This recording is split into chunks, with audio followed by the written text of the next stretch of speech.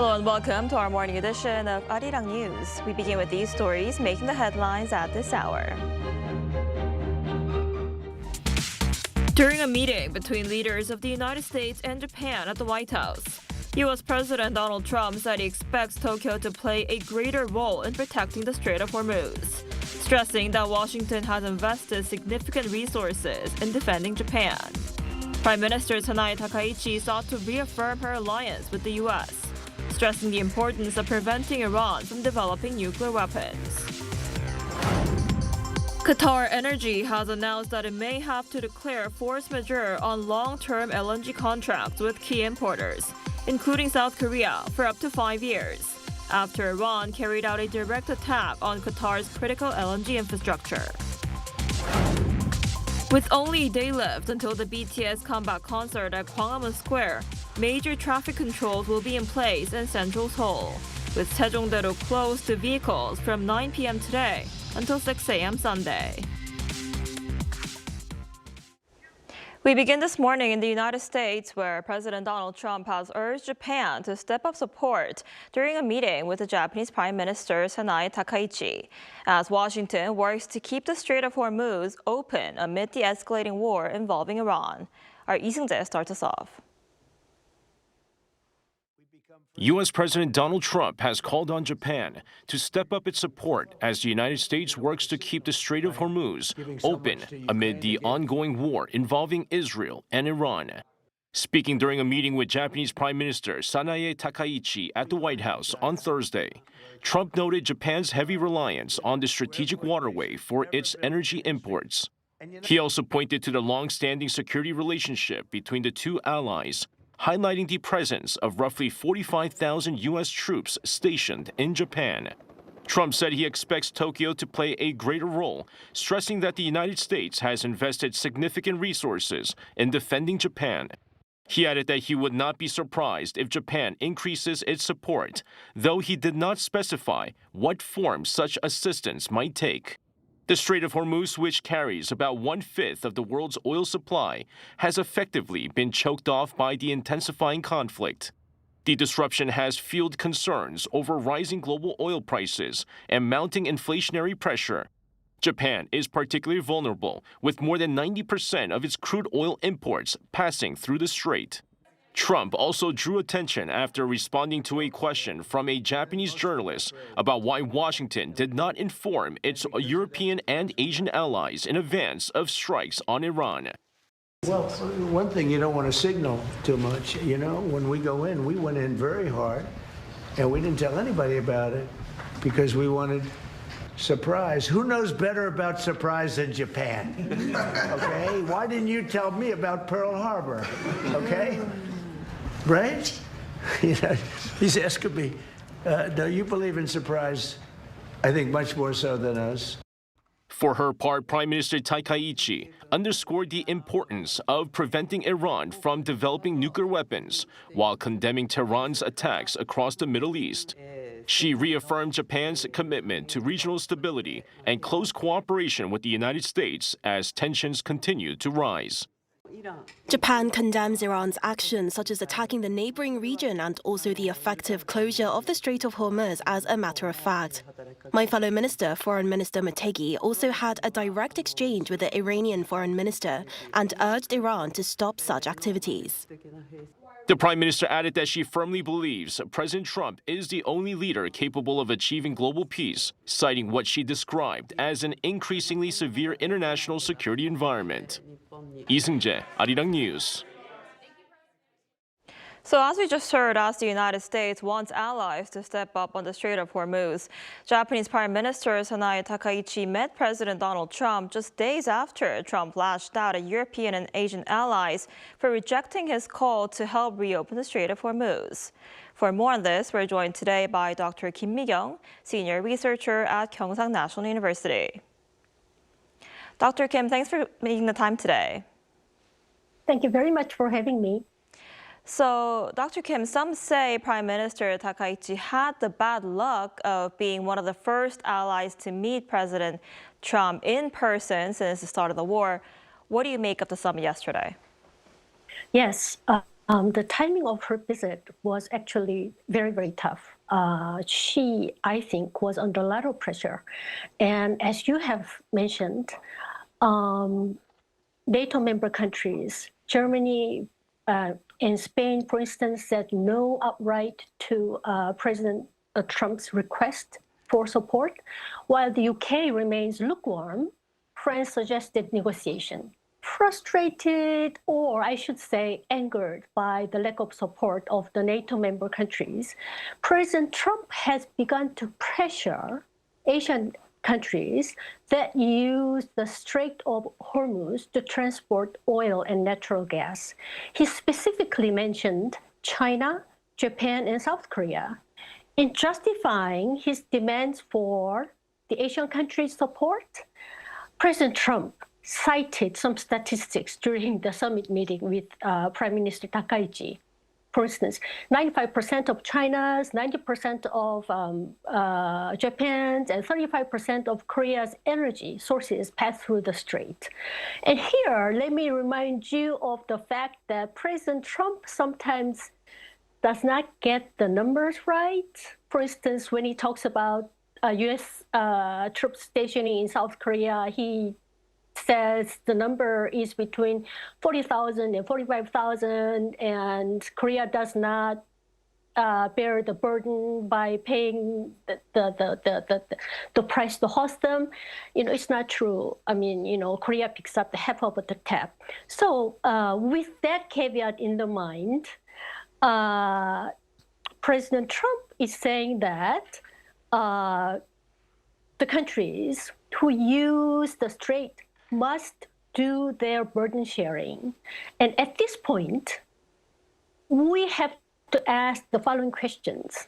First, should China's reliance on the strait be the biggest? Why did he postpone his Beijing trip by about 6 weeks? And why did he still want to hold summit meeting with Japan? Those questions come to our mind naturally. Both summit meetings were pre-planned and agreed upon beforehand. So I believe President Trump thinks that Japan will be very, very agreeable with his demands, and Tokyo government will politely cooperate with Washington. So by doing that, interestingly, President Trump inadvertently revealed that China and Japan have different priorities in his power hierarchy. In other words, Mr. Trump has convinced, I think, Mr. Xi Jinping that he is wary of dealing with Beijing vis-a-vis Tokyo. I see. And like you just mentioned, South Korea was one of the countries that President Trump mentioned should send support to the Strait of Hormuz. So how might Japan's stance on the strait affect South Korea's position on providing support to safeguard the waterway? Let me think. That is, during the press conference with Japanese media after closed-door summit meeting, Prime Minister Takaichi reported that she expressed caution in dispatching self-defense force to the Middle East to President Trump. She mentioned about the pacifist constitution as the red line that should not be crossed. Prime Minister Takaichi also mentioned her own request to President Trump that Japan wants to see earliest possible de-escalation of conflict in the Middle East. Yet, we know that there are precedents where Japan sent troops to support the U.S. For instance, former Prime Minister Koizumi, for example, enacted a special law in 2001 to assist George W. Bush's war on terror. And another precedent regards former Prime Minister Abe Shinzo, who also sent troops to the Strait of Hormuz in 2019 for the theoretical mission of investigation and research. So we should be mindful of the fact that Japan sent troops after war was over in both cases. Against this backdrop, we get to see a link between the two stances taken by Ms. Takaichi. That is, if the conflict is de-escalated and finally settled, she could cite those precedents in order to justify the deployment of self-defense force. Considering the very low approval rating of Iran war in domestic Japan at about 9%, she would need to be very cautious not to provoke her supporters by hastily accommodating President Trump's demands in this very unpopular war. Okay, then, regarding your question about what does that mean for South Korea, what should we do? We need to remind Washington that the context of South Korea and Japan differ widely. That is, if South Korea dispatches our troops to the Middle East, South Korea's security will be compromised greatly. That is particularly so with North Korea's latest rocket launch provocations and also U.S. redeployment of Patriot missiles and THAADs out of South Korea's territory bound for the Middle East. We can argue that our own national defense should be our top priority, and we cannot afford to take a risk of mobilizing our own troops to the Middle East. And I believe that would make a lot of common sense to whoever listens to that kind of argument. I see. It's a complicated issue. And during the summit, President Trump also brought up Pearl Harbor when asked about why the United States didn't give allies like Japan a heads up before striking Iran. What do you think he meant by that? You know, I personally was very surprised to hear his remark about Pearl Harbor. But when we think about him, Mr. Trump is an alpha male with business background. Now he is the leader of the most powerful country in the world. His sense of humor can be acerbic, quick, and potentially offensive.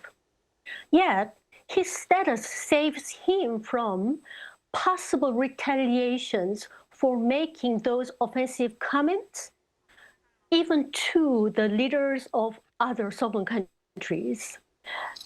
Here, let me gently remind you of his unnecessarily candid remarks about French President Mr. Macron's sunglasses at the Davos Forum, and his curt belittlement of British Prime Minister Starmer by comparing him with Winston Churchill. Even though people cannot retaliate given the power imbalance between the offender and the offended, you know, the people who felt belittled cannot forget the horrible feeling, you know? So I think more and more leaders of the world are turning their backs against the US and President Trump. And I think his mentioning of Japan's surprise attack of Pearl Harbor was one of those moments when he did not think through before spitting the words out. And I also remember Ms. Takaichi's look on her facial expression, that she was very surprised.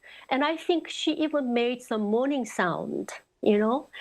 And let me also share this information that the Japanese people were not happy with President Trump's Pearl Harbor comment. And when the summit meeting was live broadcast, real time in Japan, the most popular comment left in the site was this word, saite. Saite means the worst in Japanese. So I think the Japanese citizens were equally surprised by President Trump's possibly offensive remark about Japan's surprise attack against the U.S. in 1941. Right. That comment was a surprise for many. All right, Dr. Kim, I'm afraid that's all the time we have for today. Thank you so much for taking the time. We appreciate it.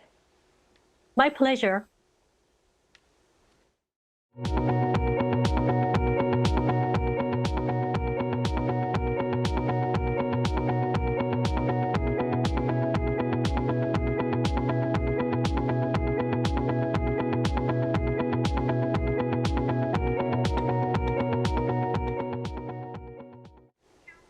As the conflict in the Middle East escalates, concerns over long-term energy supply disruption intensify. South Korea, one of the largest importers of Qatari LNG, may have to brace for the termination of its energy contracts. Our An Sung-jin has more. Fears over a global energy crisis intensify after major energy facilities in the Middle East were damaged. Qatar Energy announced on Friday that it may invoke force majeure on long-term LNG contracts with key importers including South Korea, China, Italy, and Belgium for up to 5 years.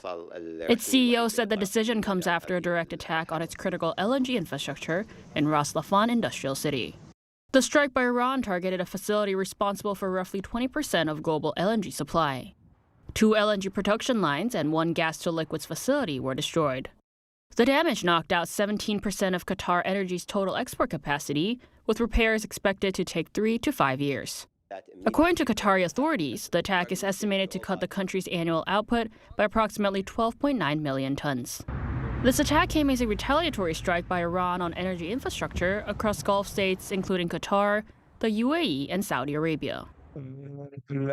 Unfortunately, this act of sabotage reflects nothing but an aggressive and irresponsible policy and a dangerous escalation by the Iranian side. South Korea is one of the largest importers of Qatari LNG. Although it has diversified supply sources to include the U.S. and Australia, Qatar still accounts for roughly 20% of its imports, with long-term contracts covering about 6.1 million tons annually. The state-run Korea Gas Corporation stated that current reserves exceed mandatory levels and can sustain demand through the end of the year. However, prolonged disruptions could force countries into fierce competition for limited LNG supplies on the spot market, driving up prices not only for industrial sectors, but also energy costs for households. Analysts warn this damage could have a long-lasting impact and that the current conflict and closure of the Strait of Hormuz could delay reconstruction efforts for Qatar's energy infrastructure. An Sung-jin, Arirang News. And President Lee Jae-myung has called for the need to find stable energy supply lines as the Strait of Hormuz has been effectively closed. Speaking at a meeting with his aides on Thursday, he said the country needs to make desperate efforts to secure even a single drop of additional oil. The president appreciated the UAE for its cooperation in helping South Korea secure 24 million barrels of crude oil. Presidential Chief of Staff Kang Won-sik has agreed with Abu Dhabi on the oil supply during his recent trip to the UAE. And South Korea is preparing for massive crowds as BTS makes a full group comeback in central Seoul tomorrow, with up to 260,000 people expected to gather in the Gwanghwamun area. Major traffic controls will be in place with Sejongdae-ro closed for vehicles from 9 p.m. today until 6 a.m. Sunday. On the day of the event, nearby roads will be shut in stages, while buses will be rerouted.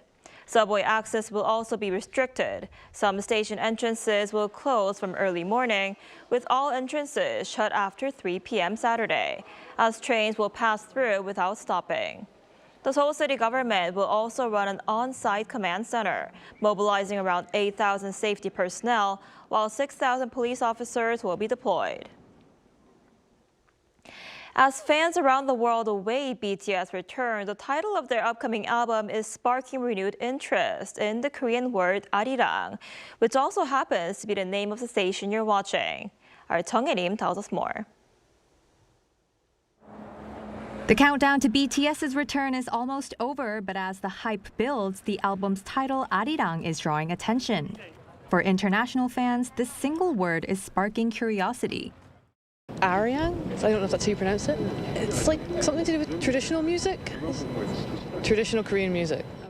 So their new album's called Arirang, but I'm not entirely sure what that means. I would assume it's something to do with like unity or Actually, I heard it's like a folk song of Korea because BTS is from Korea. Of course, they want to show to the world. During a recent Weverse live broadcast, the group's leader explained the thought process behind naming their highly anticipated album. 한국을 상징하는 무언가가 같이 들어가면 좋겠다라는 생각을 하다가 이제 아리랑이라는 키워드를 좀 불러오게 되었는데. With the release of BTS's latest album on Friday, many fans are wondering what Arirang actually means. So, what is the story behind this iconic melody? Simply put, Arirang is Korea's most famous traditional folk song. But for Koreans, it is much more than just that. Passed down orally through generations with countless regional variations, the song carries the universal emotions of Han, a deep sense of sorrow, and Hung, a resilient joy. Arirang is a song that symbolizes Korean culture and has been with us throughout our history and lives. It was the song our people sang to endure hardships in unfamiliar environments abroad. You could say this historical experience has led to our deep affection for it. What makes Arirang meaningful today is that it is no longer just a song of the past, but is being rediscovered and reinterpreted by a new generation. Experts say BTS is playing a crucial role in this ongoing evolution. BTS's choice of Arirang is an example of modernly expanding its value through music that resonates across race, culture, and social status. From a song rooted in Korea's past to a symbol reaching audiences worldwide, Arirang is once again finding new meaning today. 정혜림, Arirang News.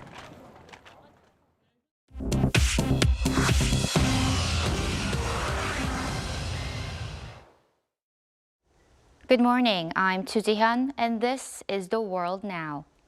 Israeli Prime Minister Benjamin Netanyahu has said that 20 days of U.S.-Israeli air attacks have decimated Iran's ability to enrich uranium or produce ballistic missiles.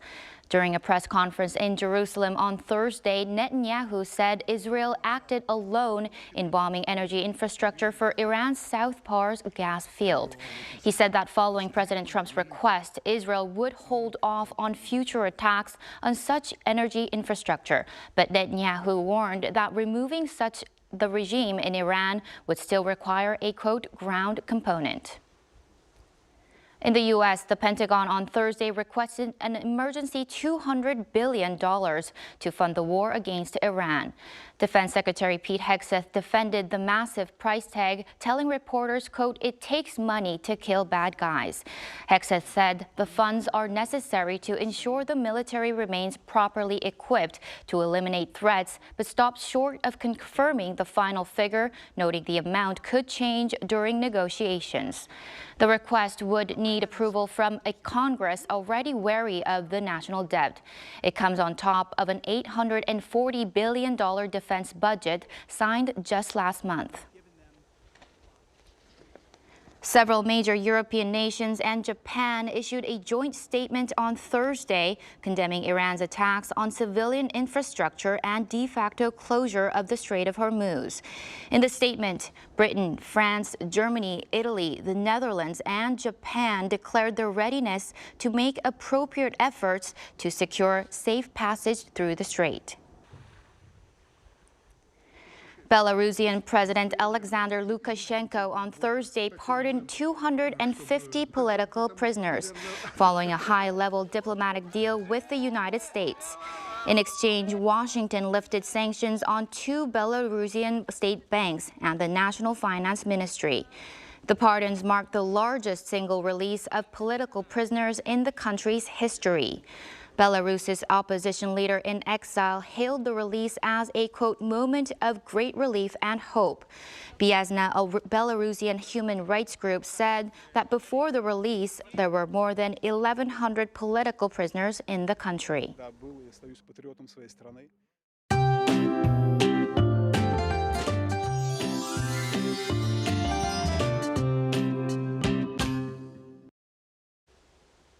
Today, more marks the spring equinox when day and night are nearly equal in length. And right on cue, we could feel a taste of warmer days from now on. But it was still a cold start this morning, especially in inland regions where temperatures have dipped below freezing. But pleasant spring weather continues through the weekend. It's going to stay mostly sunny with comfortable air quality in most places, great for outdoor plans. However, Jeju Island could see a bit of rain starting Sunday afternoon. And this afternoon, Seoul will be getting up to 14 degrees Celsius. Daegu, Busan both topping out at 17 degrees under sunny skies with clean air quality nationwide. We can't put away our winter jackets now as much warmer spring days are ahead for next week. But a temperature swing of around 15 degrees Celsius will continue, so please keep that in mind and do dress accordingly.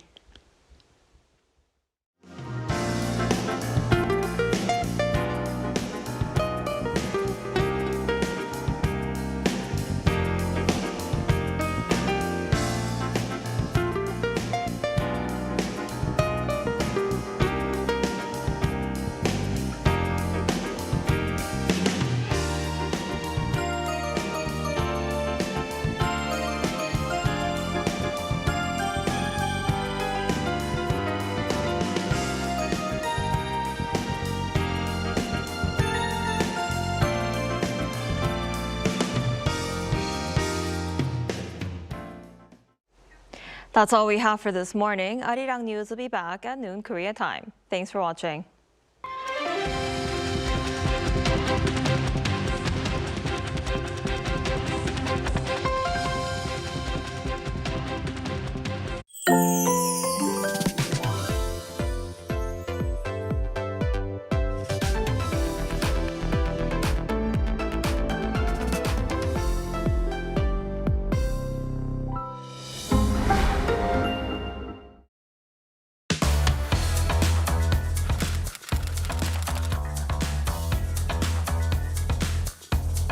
To set the facts straight. Get Korea right.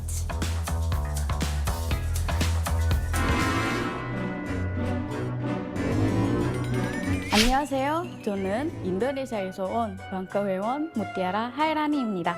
반갑습니다.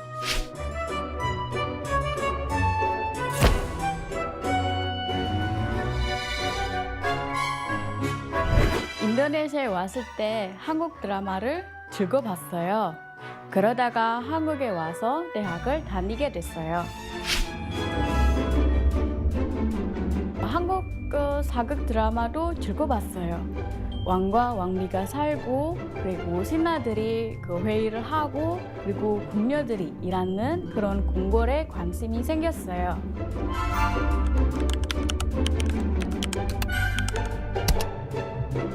제가 제일 좋아하는 궁은 경복궁입니다. 그런데 AI한테 경복궁 그림을 보여달라고 했더니 그 엉뚱한 그림을 보였다는 제보가 있었어요.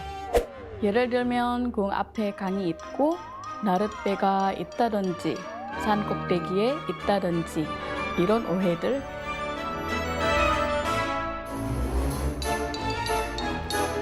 제가 직접 경복궁을 소개해드릴게요.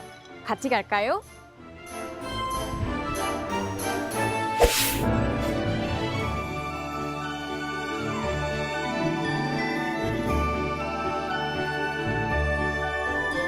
경복궁은 대한민국 역사와 문화의 중심지로 여겨져요.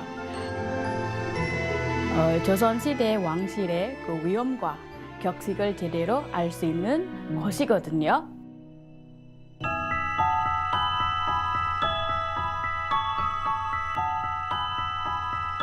또 경복궁은 외국인 관광객이 많이 방문하는 그 서울의 랜드마크 중 하나입니다.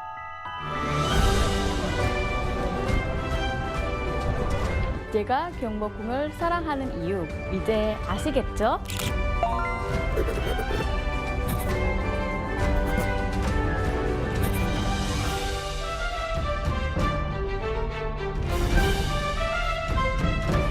한국에 대한 잘못된 정보를 바로 찾는 일, 여러분도 함께 해주세요.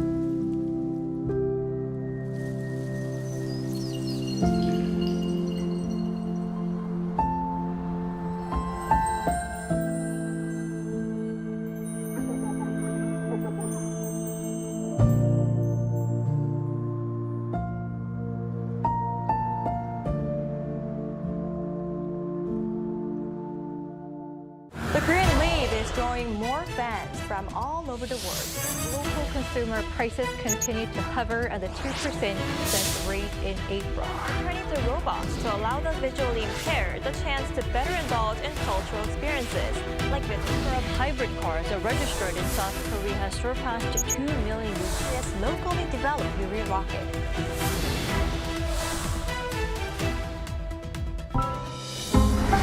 Arirang.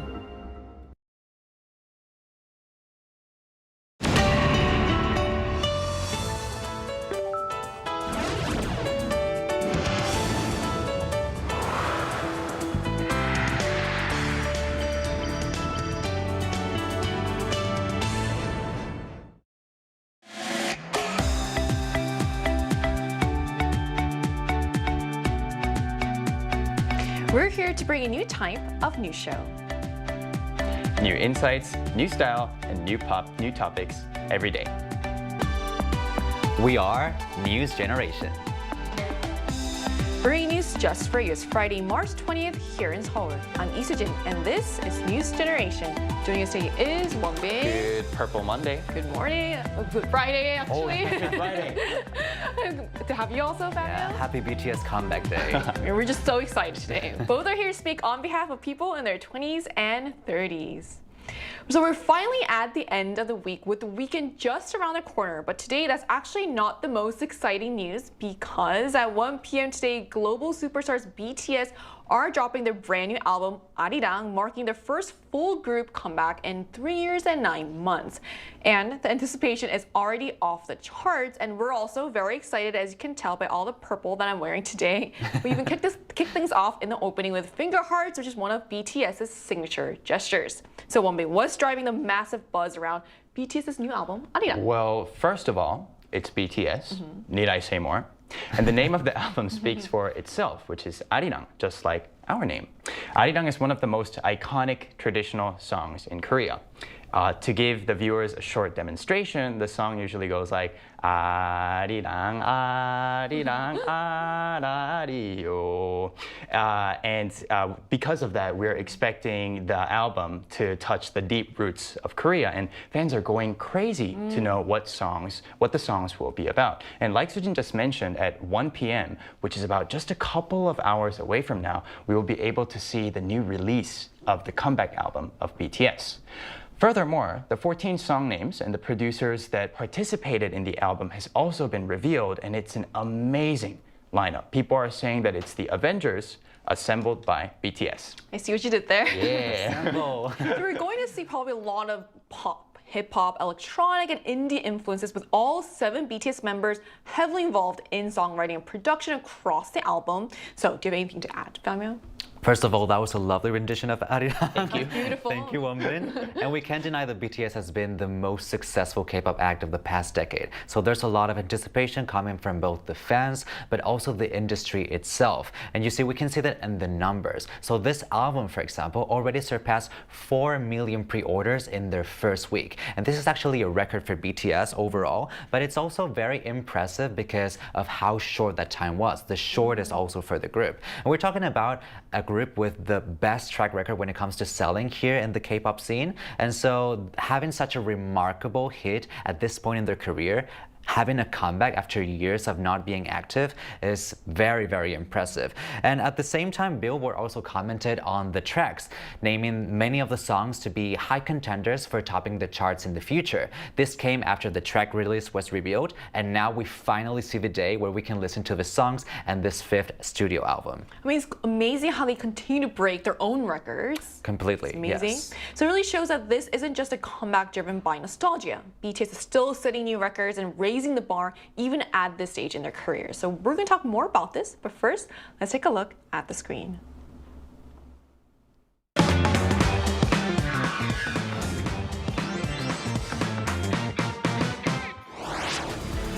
South Korea's global sensation BTS is making a long-awaited return after nearly 4 years with their new album Arirang, and the anticipation is reaching unprecedented heights.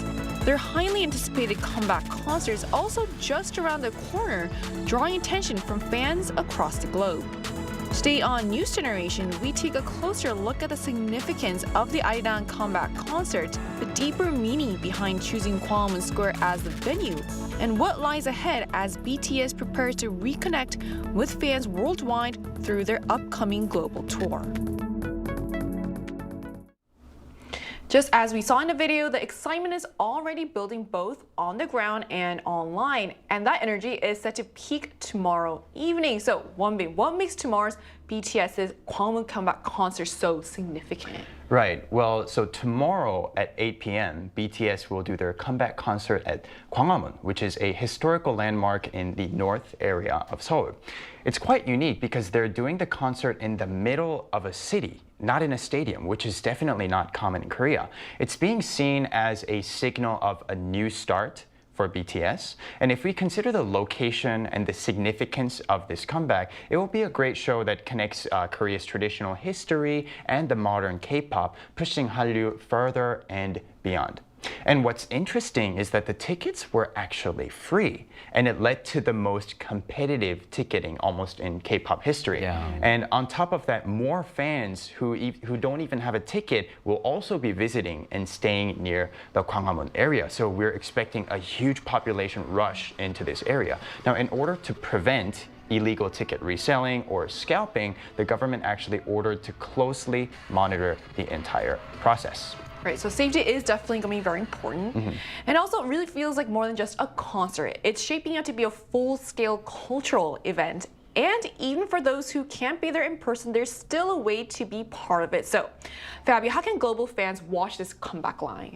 Well, while many might not be able to be there in person, the scale of this event ensures that no one is being left out. So the whole concert is going to be live streamed on Netflix, a streaming platform that already reaches more than 300 million users across more than 190 different countries. Not only is this expected to gather massive viewership, but at the same time, it is the first time Netflix does a global broadcast of a live event happening in Korea. So it definitely shows the ambition of this whole project. And by selecting Gwanghwamun Square, as Wonbin mentioned, and also centering the concept around Arirang, which is this very traditional and important folk song to Korea that also names our broadcast station, we are seeing this blending of the cultural heritage of Korea and also this innovative flair that BTS already had. So by seeing the juxtaposition of both concepts, we are seeing pretty much a statement that could put Korea on the map once again. So it's really not an exaggeration to say the whole country is really invested and really excited about this return. And it really shows how BTS isn't just making a comeback. They're redefining how global events are being shared. And beyond the scale, the choice of location itself carries a deep meaning. So why is Gwanghwamun such a meaningful stage for this comeback? Yeah, so like we said earlier, Gwanghwamun is one of the most well-known historical landmarks in Korea. Therefore, it makes the concert historical. Did you see what I do there? Gwanghwamun was the gate that the king walked out to meet the people of the country. And in today, it is used as a channel or a window for citizens to unite and voice out, such as cheering for the Olympics or the World Cup, and sometimes protests. So overall, it was a location that allowed the country to unite into one. And as I mentioned earlier, BTS reunited after nearly 4 years due to their military service. So we can assume that BTS wanted to follow this identity, similar to their album name, Arirang. Right, so that connection between past and present really adds another layer to this performance. And that symbolism doesn't just resonate locally, it extends to global fans as well. So what does this particular stage mean for international fans? Well, it really seems like there's a lot of thought put into making this comeback as special and emotionally available to international fans as possible. And that comes from a sentiment of not just showing the superficial sides of Korea, but really diving deep into the culture and breathing new life into concepts that were already pretty much alive. So we have talked about Gwanghwamun Square, and inside that same area, we also have the Gyeongbokgung Palace. That is one of the most visited areas in the whole city of Seoul, and it's also quite iconic because a lot of foreigners tend to visit it while wearing a hanbok. Now, when we think about that immersive cultural experience, a lot of fans may have already been introduced to concepts like hanbok or the palace itself, thanks to BTS. Well, BTS already performed a few times in hanbok and in front of the Kumjeongjeon Hall from the Gyeongbokgung Palace. So we are already seeing this type of connection with K-pop and these cultural elements. But for those fans, those international fans that might not have that kind of knowledge surrounding traditional Korean concepts, this is also a very good opportunity to open the doors for exploration and learning about this image of Korea. So like you said, it really shows how a single performance can become a gateway, in a way, to an entire culture. So we also wanted to hear directly from our viewers. So we ran a poll on the Arirang News YouTube channel asking, why is BTS's album Arirang comeback especially anticipated? So here's what the results showed. The overwhelming majority of respondents, 82%, said the most exciting aspect is the full group reunion of BTS, highlighting just how much fans have been waiting for all the members to return together. Meanwhile, 10% point to the identity reflected in the album title Arirang, showing interest in its cultural meaning. A smaller share, 5%, were drawn to the unprecedented scale of the comeback, while 3% said they were most excited about what could be the group's largest ever world tour. So it's quite striking that the full group reunion dominates the results. It really shows that for the fans of BTS, this comeback is less about the scale or the records that they will break and more about finally seeing all 7 members together again. And to get a more personal perspective on this, we're going to speak with a proud BTS fan. And that conversation is coming up right after the break, so don't go anywhere.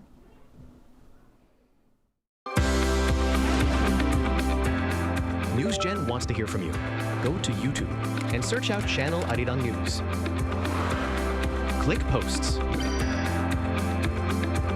and cast your vote in the poll. Make a new type of news with us. Joining us today is Kayla, a fan of BTS from India. So hello, thank you so much for connecting with us today. Hi, thank you so much for having me. Thank you for coming on. So Kayla, what makes this BTS comeback especially exciting for you as a longtime fan? I think this comeback is very special and it is like really exciting for fans because BTS is returning after almost 4 years. I think the last time we saw them together perform was in 2022 in Busan, and after that they enlisted in military service. So it was like a 4 years of waiting to see them together, and this wait felt like forever. So now when they came back and the album is releasing today, it feels surreal. It's like, is it actually happening? It feels like that because we have been just waiting. And also, what excites me the most is the new music that they are coming up with. Because during this like 4 years of wait, I think they also have grown as person and also as artists. So I think we will see that reflection in their music. So I'm excited to hear how this is different from the previous music. So we are going to see a new version of BTS that really excites me. Well, I can really feel the energy of your excitement through the screen here. Now, speaking of the concert, what excites you the most about tomorrow's BTS comeback concert? Tomorrow's BTS comeback concert is going to be a historic moment in itself because one, BTS coming back as 7, performing as a group on a stage, it is magic. We fans really love watching all 7 of them perform. So they create a kind of magic on the stage, which is amazing. And to add layers to it, the BTS album name is Arirang, which I heard holds such a cultural significance in Korea. Like I've heard that it is also called as an unofficial national song of the country, and they are performing at Gwanghwamun, which is a historical landmark. So again, that is so meaningful. So if I feel BTS is trying to bring in Korean culture, Korean history, and their own identity together to bring in a meaningful performance. So it is actually a history in making right now, tomorrow. I'm sure it really feels like a dream you don't really want to wake up from. So my question is, what are your hopes for the future activities of BTS? And also, do you have a bias, a favorite member? It is OT7, which is one true to 7, one who likes all 7. Yeah, so for most of armies, being OT7 comes first, and then the second priority is bias. So yeah, I do have a bias, but first OT7, and then my bias is Jimin. So yeah. And the activities that I'm looking forward to would be firstly with this new album coming up. I think they have a lot of activities planned ahead already, like new music videos, and live performances. There will be interviews, concerts, world tours. So they are keeping us fans busy already. But one thing that I really hope that returns is their variety show, Thalyora Bangthan, which is run BTS, where they have fun and play games. So when they went into the military, it stopped, and there was no news of it coming back also yet. So we really hope that it comes back because armies really love watching it. So yeah.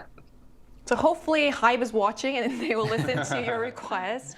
So I'm sure a lot of fans are also excited as well. So thank you for coming on and talking about this. Thank you so much for having me. This was such a fun talk. Thank you so much. Bye-bye. Thank you. Bye. So we just spoke with a BTS fan about what makes this comeback so exciting, what she's most looking forward to in tomorrow's live concert, and her hopes for the group's future. And that excitement is expected to carry far beyond Korea. So what do we know so far about BTS's upcoming world tour, Wonbin? Right, the world tour will start in April in Goyang, which is a city near Seoul, then move on to North America, Europe, South America, and Asia. So far, they're planning to have 82 concerts in 34 different countries. And this is by far the biggest tour in the history of K-pop. But wait, there's more. They're planning to actually open additional concerts in the future. So this truly is an unprecedented mega scale. Right, they're going to be very busy, it looks like. So those numbers alone really show just how massive this tour is shaping up to be. In short, this isn't just a short promo run. It's a long global tour cycle as it's scheduled to wrap up next year, and it's closer to a full era than a typical concert tour. And also some of the locations themselves are also making headlines. So what stands out about the North American leg of the tour, Fabio? Well, North America stands out for having the most scheduled shows, the most number of scheduled shows. And among those cities, we find El Paso or Foxborough in the United States. Both of these cities are going to be hosting a K-pop concert of this scale for the first time. And then they're also going to be performing at Stanford Stadium, becoming only the second act to do so right after Coldplay, a very popular group that also collaborated with BTS in the past. And with plans to expand to other regions like the Middle East, we are seeing that BTS is a group with a popularity that is not really restricted to a specific area. And you can really feel that demand everywhere. You know, I visited my home country, Spain, a few weeks ago, and we hosted a Korean culture event. And most of the people who attended were talking about the ticketing because it was right after the ticketing opened. Many of them were talking about how competitive it was, and many of them even chose to go to other countries because they failed to get the tickets in their local place. So we are seeing that people are very passionate, and even though this whole tour, as you mentioned, is on a very high scale, we are seeing that it's not enough for the hunger of these fans who have been waiting for the past few years for the comeback. I said earlier that the whole country is invested. I guess it's not just the whole country, it's the whole world. The whole world, really watching, really excited. So all of this really underscores how their influence now spans truly worldwide, and that naturally raises expectations about the broader impact of this comeback. So, Wonbin, what impact could this comeback have globally? Well, globally and in Korea, K-pop is reaching its all-time high, and it seems like the ceiling, the all-time high, will become even higher thanks to the BTS concert tomorrow. In the past 10 years, we've seen many different significant moments in K-pop, and I can't wait to see how this night will roll out and be recorded in history once again, like Kale mentioned in the interview. Now, that being said, I think we should shortly mention something about safety. Now, the expected number of visitors tomorrow night is more than 240,000 people. Now, I wish that everyone can enjoy the night safely, and that will require effort from both the security team and the fans. So everyone, please have fun and enjoy, but just make sure to stay safe. I'm glad you mentioned that because the government's also, putting different measures in place to make sure the fans are safe as well. So what are your thoughts on how big of this impact this have? Well, I'm very interested in seeing how this cultural and tradition exploration is going to play out in the end. I feel like K-pop has had this very interesting evolution of starting as a very niche genre with a very specific style and then becoming something where these K-pop groups and these idols are becoming cultural ambassadors of the country of South Korea. Not on a superficial level, but through the reinterpretation of themes that for Korean people are very obvious, but they were pretty unfamiliar for international audiences. So at this point, we have seen lots of groups, including things like Hanbok, 나전칠기, 단청, 한옥, and all of these different elements that have been pretty much shown in a different light, in a more modern perspective and lens. And I feel like BTS is already signaling that intention, and they are doing so with a cultural narrative through the concept of Arirang and also choosing Gwanghwamun Square as the location. So I'm really interested in seeing how this process of re-exploration plays out in the end. Right, same here. So as BTS returns as a full group, this comeback feels bigger than just new music. It's a global moment in the making. From Gwanghwamun Square to cities around the world, their journey is set to bring fans together like never before. And as Arirang unfolds, all eyes will be on how BTS once again reshapes the global stage. And that brings us to the end of today's episode of News Generation. But News Gen will be back on Monday at 10:30 a.m. Korea time with more stories and discussions. A big thanks to Wonbin. Always a pleasure. To have you, and also Fabio. Thank you for having me. Coming in. And to our viewers, thank you so much for watching. And however you're watching this weekend, hope you get a chance to be part of BTS's global comeback moment. We are News Generation.